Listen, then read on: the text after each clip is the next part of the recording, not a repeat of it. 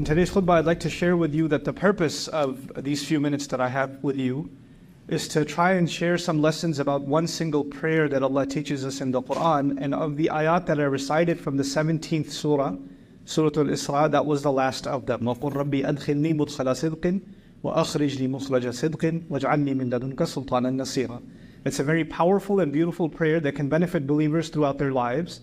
But the purpose of this khutbah is to get to that prayer by the end. I want to give you some background and some history that you can appreciate where this prayer came from and how it benefited first and foremost our Messenger sallallahu alaihi wasallam, and by extension it benefits all of us. Because the first thing that the Muslims understand, believers understand, is the purpose of prayer is that they connect with their master, and their master helps them through their prayer. All of our prayers, in one way or the other, every single supplication that we have, in one way or the other, benefits us in our life in some way. It helps us in some way. So I want to begin with this surah, the beginning of this surah. This surah starts with a very unique incident in the life of our Prophet ﷺ, where he was taken by the angel from the city of Mecca through a divine journey all the way to Jerusalem, and then he prayed there, and then he was taken up a journey in the seventh heavens and was brought back to Mecca, all in the course of what we consider in the worldly sense not even a matter of a second, but what took an elaborate amount of time for him, because time, the way it works in this world, is not the way it works in the unseen. So when this journey was told about, when the Prophet ﷺ described to the companions that he had gone on this night journey, the Arabic word for a night journey being Isra, and that's the first ayah, Subhanalladhi asra bi'abdihi laylan. How perfect is the one who took his slave in the middle of the night for that journey. That's how the surah begins. So when he describes this journey, of course, believers like Abu Bakr as-Siddiq are immediately confirming that that is what happened. As unbelievable as it sounds, that in the middle of the night, this man traveled from here, from Mecca to Jerusalem, up the seventh heavens, and then back, and met all of these previous prophets and prayed with them and saw all these scenes of the afterlife and then came back. All of it sounded so unbelievable, it became a joke to those who disbelieved. It actually became something to mock and to make fun of across Mecca for everybody else. They would even come to the Muslims and say, "You really believe you did that? You seriously believe you traveled on some flying horse and went all the way to Jerusalem, and then he went up the skies and did intergalactic travel? You really honestly believe that this man, when he even says that?" And believers would say, "Yes, we do." Yes, we do. And they wouldn't have any doubt about it. Their faith was unshaken. Why? Because the foundation of this faith, this is not the foundation of their faith. The foundation of their faith was already laid. They had already been convinced that this Qur'an is the word of God, it's the word of Allah, and this is the messenger of Allah. And once they believed that, they understood what Allah is capable of. And when Allah can do something for us, what He will do for us in our afterlife is much more remarkable, when He will resurrect all human beings from their graves. So how hard is it for them to believe that Allah will take His messenger on a journey like that one? In any case, this is also a surah around the time when things were getting very difficult for the Prophet and for the companions. Not only were they being ridiculed, by this time now, things were getting physical. So Muslims were now starting to get tortured, beat, threatened. There were even plans to either kill the Prophet ﷺ, or at the very least expel him from Mecca. وَإِن كَادُوا لَيَسْتَفِزُونَكَ مِنَ الْأَرْضِ لِيُخْرِجُوكَ مِنْهَا. So they can kick you out of the land. They want to terrorize you, instill fear in you. This is what Allah is commenting on in this surah as well. So in light of these things, what I wanted to share with you is that when Allah took His messenger to Jerusalem, and He said Himself, لِنُرِيَهُ مِنْ آيَاتِنَا, so we could show him our miraculous signs. Allah wants him to ponder over the history of Jerusalem. But our Prophet, Muhammad ﷺ, is not a historian of Jewish history. He doesn't know a lot about their tradition. He doesn't know a lot about that region except where Allah will reveal to him. So what does Allah reveal to him in this surah? He tells him that this used to be the house of Allah, the masjid, and this was actually violated a couple of times. And the people were expelled, and they were taken as slaves. And this is talked about in the very beginning. This is important for the Prophet to learn at this time, sallallahu alaihi wasallam, because he's also on the verge of being expelled from Mecca. So now he's going to learn about a history of people that were expelled from the house of worship, and the masjid was even destroyed. Alhamdulillah, the Kaaba was not destroyed, but it was certainly violated. It was, surrounded by idols, and its legacy was certainly tarnished. And then the Prophet ﷺ is being told on this journey that this journey, first of all, should tell you that what you're going through is not something new. This has happened before. This is a legacy of Allah with prophets. And you're supposed to be a part of that legacy. So don't be saddened by what is about to come. This is the first thing that connects these two legacies together. The second is, when you travel from this earth to all the way to the seventh heaven, then leaving the city of Mecca to travel to the city of Medina is not going to be a big deal anymore. It's going to be easy for you to handle that. This is not a long journey. We can do this. If Allah can guard me and safeguard me through that incredible journey, then this other journey that's on the horizon is not going to be a big deal. So now Allah Azza wa Jal says, and even if they did kick you out, even if the people of Makkah did expel you, وَإِذَنْ لَا يَلْبَثُونَ خِلَافَكَ إِلَّا قَلِيلًا, even if they did get you out, they're not going to stay behind you and stay in power for much longer. In other words, even if I let you go, and even if you leave the city of Makkah, it's pretty soon that you're going to be coming back. It's pretty soon that you're going to get victory again, which was completely unimaginable for Muslims who had no authority, no control, absolutely no respect in that society. They were the object of ridicule everywhere they turned. They themselves are taking the beatings, and now they're being told, oh, don't worry, if you get kicked out of Makkah, you'll be coming back because they're not going to last. These Makkans that are in control, they're not going to last. Subhanallah. This is the picture that's painted for our Prophet ﷺ. But then in the middle of all of this, the subject changes.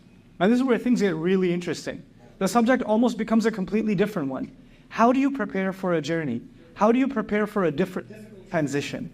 This is the most difficult, one of the most difficult moments in the Prophet's life, sallallahu alaihi wasallam. Despite the counsel that Allah has given him, our messenger had a lot of love for the Kaaba. He had a lot of love for the Kaaba because it was built by his father Abraham. And he recognized that. So his affinity to that house was much stronger than, for anybody to leave their home and leave their homeland and the place of their birth is difficult. But for our Prophet, there were the reasons of lineage, but also spiritual reasons for him not to want to leave. And so even before, a lot of people don't know this, but even before we were commanded to pray in the direction of the Kaaba, the Muslims were actually instructed to pray in the direction of Jerusalem. We were supposed to pray towards Al-Masjid Al-Aqsa. So what the Prophet used to do while he resided in Mecca is he used to, because you could go any way, any direction you want around the Kaaba, so he used to align himself in a way, so he's praying with the Kaaba in front of him, and Jerusalem is lined up. So he would be able to do that. So he'd be able to show respect to the house that his father Abraham built, and also, and also be able to abide by the regulations of prayer that still hadn't changed. We still prayed in the direction of Jerusalem, right? Which, by the way, also teaches you and me the importance of the Prophet going to that masjid, because that was the original Qibla. So he's actually going, you could say in a sense it's a Umrah that was assigned by Allah for him to do, because that's the original Qibla. Before this one, at least in the seerah of the Prophet ﷺ. Now the Prophet's going to migrate to Medina. But when he migrates to Medina, and if he because he has to face Jerusalem again to pray, but this time if he's going to face Jerusalem, his back is going to be to Makkah. He can't line both of them up together anymore, because Medina is on the way to Jerusalem. So if you're going to face it, your back is going to have to be towards Makkah, and that hurts his feelings. Even the fact that there are narrations about the Prophet ﷺ turning to the Kaaba and crying and talking to it as he's leaving, like a mother that he's parting from. Sallallahu Alaihi Wasallam. This is a very, very painful journey for the Prophet. But and not only is it a painful journey, you should all know that this is also a dangerous journey. There are scouts from Mecca that are ready whose only assignment is to trace his steps, find him, and kill him. That's their job. They know that he's planning an escape, or this is the night that's come, or they're thinking he might have escaped, and they're going to scout him out and find him and kill him. And it got to the point where they were almost killed. That's going to be described much later on in the Qur'an, in Surah At-Tawbah, that was revealed much later, when the scouts were virtually at their feet. And they're literally in a ditch in the ground. It's nighttime, so it's just a matter of these guys looking down. If they look down, they'll find the Prophet and Abu Bakr hiding. They could see them. And that's the point where the Prophet was, given revelation. Abu Bakr as-Siddiq was worried, and the Prophet turned to him and said, "La tahzan, inna Allaha ma'ana." Don't be sad, Allah is with us. It's amazing that even at that point, he didn't say, "Don't be afraid, Allah is with us." He said, "Don't be sad, Allah is with us." Abu Bakr wasn't afraid. He was just sad that if this happens, the truth will die here. The truth will no longer spread. That was a sadness that was killing him, not the fear of death. So no reason to say, "La takhaf, inna Allaha ma'an," but rather, "La tahzan, inna Allaha ma'ana." Don't be sad, Allah is with us. But in any case, this journey is going to be an extremely difficult one. It's an extremely sad one. It's an extremely painful one. And in considering all of that, now Allah is going to give the Prophet ﷺ the proper provisions. How are you supposed to prepare for this journey? This is something Allah does all the time. When you prepare for a difficult journey, He gives instruction. For example, when we go to Hajj, Allah says, وَتَزَوَّدُوا فَإِنَّ خَيْرَ الزَّادِ التَّقْوَى.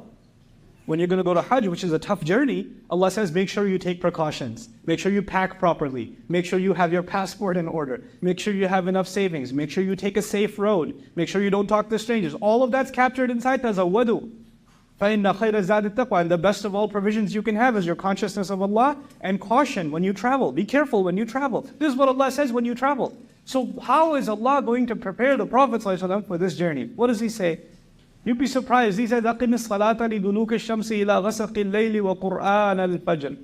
He says, establish the prayer from the time the sun comes up to the time the night becomes really deep and dark, and especially the Qur'an of Fajr, the Qur'an of the Fajr prayer. You want to prepare for this journey? Pray. You want to prepare for this journey? And the Prophet's already committed to prayer. It's not like this ayah came and now he started praying. It's now he's being told, in order to be, now you're going to be disconnected from your people. You're going to be disconnected from your motherland.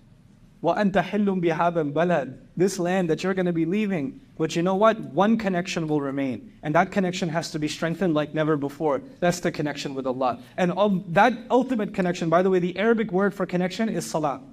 From sila. Salah, which is prayer itself. And so Allah is telling him, no matter how much you get severed from this place, you will never get severed from Allah. And of all those prayers, those 5 prayers, the one that will truly connect you to Allah is going to be the Qur'an of Fajr. He didn't even call it the prayer of Fajr. Notice he called it the Qur'an of Fajr, Qur'an al-Fajr.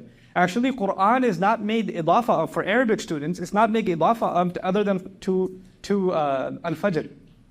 It's incredible. The word Qur'an in the Qur'an is never connected to anything in it the way it is to the word al-Fajr. It's a remarkable thing.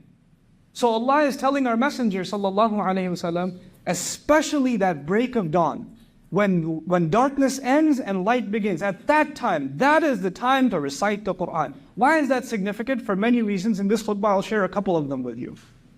The era between the departure of Jesus, of Isa alayhi salam, and the coming of our Prophet sallallahu alayhi wasallam is this long period of darkness. It's like a night. And then finally the light of revelation came, which is like the morning. That's like the morning. The Qur'an recited at Fajr is actually, it symbolizes the end of the age of darkness and the beginning of revelation. The Prophet ﷺ is being told, even if you're going through the most darkest of times, the humanity was in much darker times, and this Qur'an came. So don't worry. When you commit to the Qur'an at Fajr time, no matter what dark times you're going through, light is on the horizon. Just like the light of the sun comes out, it is the light of revelation that will brighten the rest of your life, the rest of your day. Wa Qur'an al-Fajr. What an incredible statement for the Prophet ﷺ. Don't be depressed. Brighter days are ahead. Brightness is ahead. And the best way to prepare is Qur'an al-Fajr. He says, Inna Qur'an al-Fajri kana mashhuda. The Qur'an of Fajr has always been witnessed. Now the question is, who's witnessing it? Kana mashhuda has always been witnessed. And then this is an ism maf'ul, which suggests that there are those that are witnessing it, but the witnesses aren't mentioned. You know what that means? Allah is especially witness to the Qur'an recited at Fajr. He's also mentioning that there are angels whose only task is to witness the Qur'an recited at Fajr. So Imam Razi would go on to say, but in this ayah there's also an indication that believers should encourage each other to pray Fajr together so they can witness each other. So they can be, each of you becomes mashhood for the rest. You become shahidin wa mashhood. That's what happens. So this idea of the Qur'an preparing you at Fajr time, preparing you for the migration that's coming. And then he says, for the Prophet himself particularly, sallallahu alayhi wasallam, وَمِنَ اللَّيْلِ فَتَهَجَّدْ بِهِ نَافِلَةً لَكَ. And from in the middle of the night, some part of the night, make sure that you particularly make tahajjud, additional night prayers. Additional for you. نَافِلَةً لَكَ, telling the Prophet. Why? Because when his followers would hear that, they might think that this is mandatory on them. So Allah made it clear immediately. No, nafilatan lak, it's additional for you. An extra thing for you, not for them.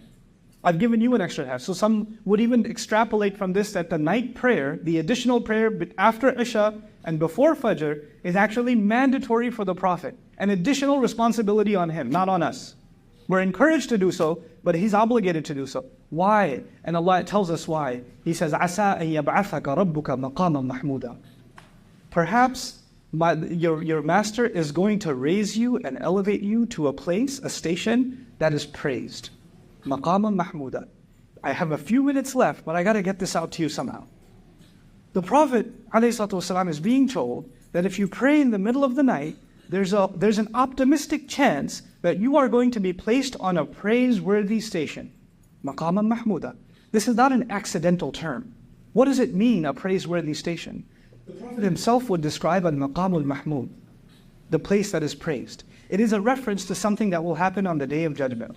On the Day of Judgment, all humanity will be gathered. يَوْمَ نَدْعُ كُلَّ أُنَاسٍ بِإِمَامِهِمْ. No accident, that ayah is also in this surah. When we call all people by their leaders. And this ummah, these Muslims, are going to be called by their leader, the Prophet ﷺ. Nobody will be speaking on that day. لَا يَتَكَلَّمُونَ إِلَّا مَنْ أَذِنَ لَهُ الرَّحْمَنِ. Nobody will say a word except the one who Allah gives Ar-Rahman gives permission to. Allah gives permission to. And the only one He gives permission to on Judgment Day is the Prophet ﷺ. Humanity, all of it, the sea of humanity is in one field, and one man starts elevating above the rest. And everybody can see this one man rising. And then he's given permission to speak. And then he says, I will praise Allah with words of praise that I don't even know yet, that Allah will give me then, that no one's ever heard before. And that's how the Prophet will start speaking to Allah on Judgment Day. That is the station worthy of praise. And so you appreciate what Allah says in the next ayah as I conclude, وَقُلْ جَاءَ الْحَقِّ وَزَهَقَ الْبَاطِلِ إِنَّ الْبَاطِلَ كَانَ زَهُوقًا. And just declare after that the truth has arrived and falsehood has dissipated. It's withered away. When you can do that, then don't worry about any falsehood that comes in your life. Anybody who gives you trouble. All of that will disappear if you can commit yourself to Allah. May Allah Azza wa Jal make us of those who can truly hold on to Him and become of those. All of us falter. All of us have weaknesses. Some of us have very bad sleep habits. We don't get up for Fajr, or we barely get up for Fajr, or even when we're praying Fajr, we're still sleeping. That happens too, May Allah make us of those who can better our sleeping habits and take advantage of the Qur'an of Fajr that can be witnessed, that can become our aid. And then one day we can additionally even stand in the middle of the night before Allah so He can take us out of whatever situation we're in and put us in a mudkhan sidq. He can put us in a place that is good for us, is true for us, and it strengthens our own truthfulness. Barakallahu li wa lakum fil Qur'anil Hakim wa nafa'ani wa iyyakum bil ayat.